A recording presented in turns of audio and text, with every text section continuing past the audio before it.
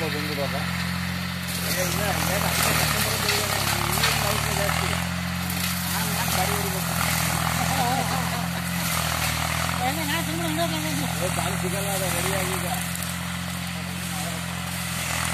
ಎಲ್ಲ ಆಡು ಗುಡ್ಮನೆ ಮಾಡೋದು ಅಂದ್ಬಿಟ್ಟು ಆಡು ಗುಡ್ಮನೆ ಮಾಡೋದು.